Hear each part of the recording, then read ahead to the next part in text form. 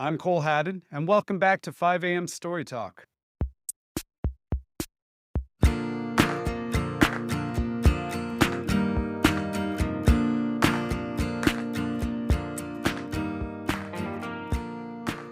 Welcome back, Story Talkers. This is part 3 of the epic 4-part podcast story, The Horror of Dracula, the unbelievable true story of the 2013 TV series, a series I created for NBC and Sky that I describe as a cautionary tale for screenwriters about what can happen when all their dreams come true.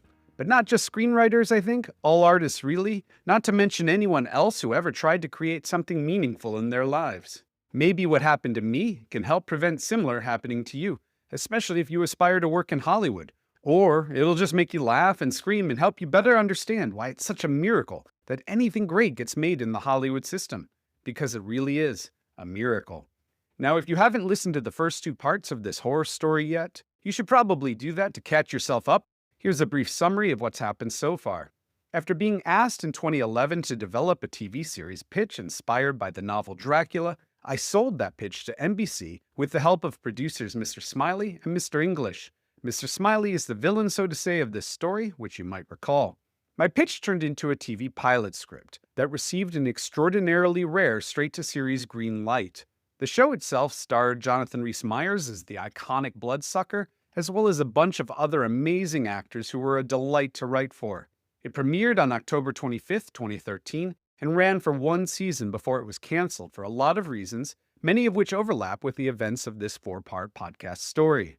Fun fact, I found out my show was canceled while shopping for kitchen tile for some home renovations. A friend texted me the news she had read on Deadline since nobody else had thought to break the news to the TV series' creator beforehand. That's Hollywood, folks. Anyway, as for where episode 2 concluded, I had just taken the extraordinary step of telling NBC that I quit, that they could have their money back. I had no interest in working another day with Mr. Smiley, even if it meant walking away from the very first TV series I ever created. What follows is part 3 of The Horror of Dracula, the unbelievable true story of the 2013 TV series. The final episode will be published in 2 days. Each episode is largely constructed from details pulled from personal emails. That's why dates and even times of the day are so precise. So, are you ready for some more insanity, Story Talkers? Brace yourselves. If you thought episode 2 was nuts, you ain't seen nothing yet.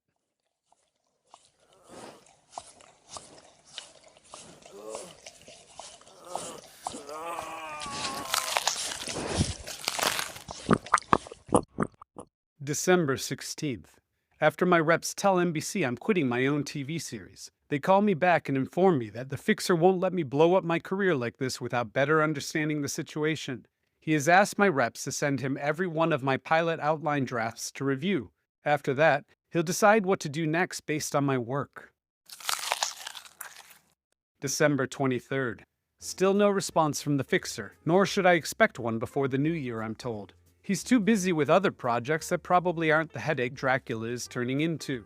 I have no choice but to spend the rest of the holiday season sick to my stomach with worry that somehow this is all my fault. And soon, the fixer will level a condemning finger at me that will end my screenwriting career before it's even really begun. Early January 2012. I don't have an exact date in my records as this conversation happens over the phone, but my reps call and tell me the fixer doesn't understand what the producer's problem with my outline is. He would have said yes to moving forward after reading my first draft. He's going to speak to the producers. Holy shit, it's a happy new year indeed. January 10th. I receive an email from one of my reps with the subject line, "Mr. Smiley is calling you." My stomach sinks. The email reads, "Mr. Smiley wants to bury the hatchet and get back on the same page with you. I spoke to the fixer who wants you in next week for a note session, then send you off to script." Wow, it worked. It wasn't me. After months of Mr. Smiley trying to convince me I was an incompetent hack, it wasn't me. It's difficult not to imagine angels singing all around me. Hallelujah, hallelujah, sing it loud, sing it strong, hallelujah. January 12th. Dracula is announced in Deadline, Hollywood's biggest trade. I had to frantically race to have a headshot taken in time. Despite how much I hate being photographed, and am horrified by the notion of having my face all over the internet in any way. Meanwhile, I have my call with Mr. Smiley. This is the email I send my reps afterward. He sounded shockingly humbled by the experience. He never said sorry, nor did I expect him to, but he expressed the wish that we could find a way to communicate better, that I was indeed respected, and they needed to listen to my instincts a bit more. Actually, it sounded uncomfortably like a therapy session with all his talk of how he used to be and how he's trying to grow, etc.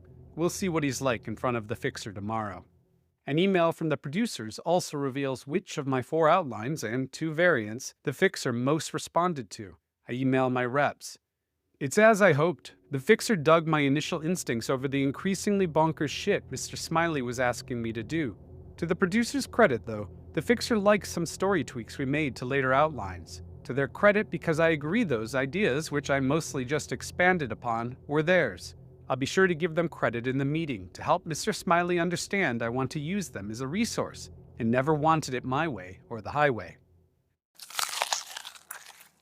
January 13th, morning.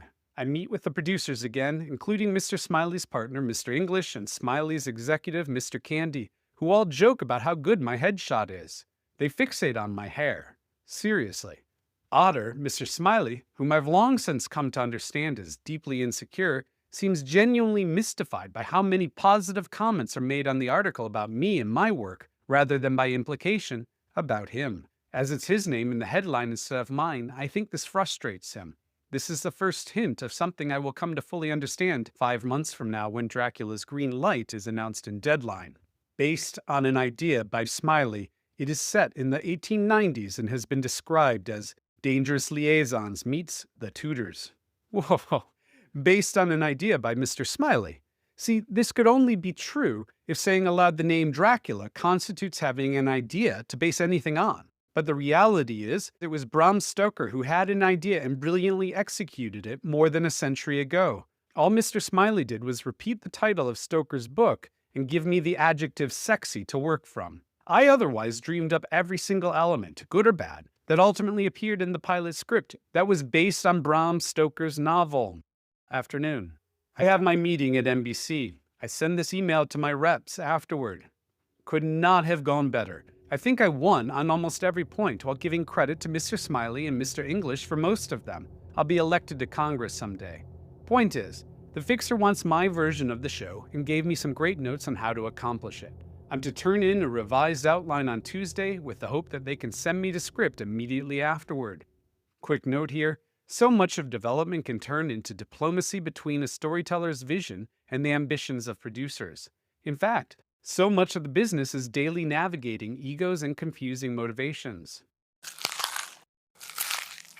January 15th and 16th.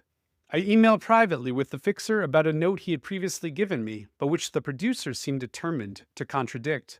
I want to understand how married he is to this change. Oh, and he is very married. Then, like some damn fool amateur, I reference this email exchange to the producers. Both are irate. Mr. English is especially offended that I would go around them to NBC. In hindsight, I will say they were both right. I will also say I would do it all over again, but like a pro, just not tell them about the insight I had gleaned from my employer. January 17th. I submit a 5th draft of the outline to the producers. Basically an amalgam of my first 2 drafts with elements of the completely different 3rd draft and completely different again 4th draft peppered in. January 18th. The producers inform me they're happy except for a few notes. I'm so stunned, I decide not to work for the rest of the day. I go to the movies instead. January 20th. The new pilot outline draft is officially submitted to NBC. January 22nd. Oh my God, wow. I've just heard that the fixer is happy with the outline. I hope this professional relationship continues for years to come. He has a few notes, of course, but I am off to draft. Afterward, I received this email from the producers, trying to discourage me from the darker, bloodier elements of the series I have conceived. Have discussed, and it's fine for you to respond to the fixer as you think fit and copy the 3 of us. We worry that Lady Jane having Kruger's head may be going a bit far, but leave it to you. Alright, a note here. This element, which involves my vampire hunter presenting the decapitated head of a fellow hunter to her superior, remains through every draft and appears in the aired pilot. So does the blood, which they've tried to convince me, absurdly, that female audiences don't care for. February 3rd. 12 days after being sent to script by NBC, I submit the first draft of Dracula's pilot to the producers. February 7th. I meet with the producers, who seem generally very pleased with my draft. It's the first pilot I've ever written, so I feel especially good about this accomplishment. There are notes, of course. There always are. February 11th. I submit a new draft of the pilot to the producers. February 12th. I received this email from the producers. Cole, you did a fantastic job taking on board our notes and turning this around so quickly. Great work. There are notes again, but still normal stuff. February 13th.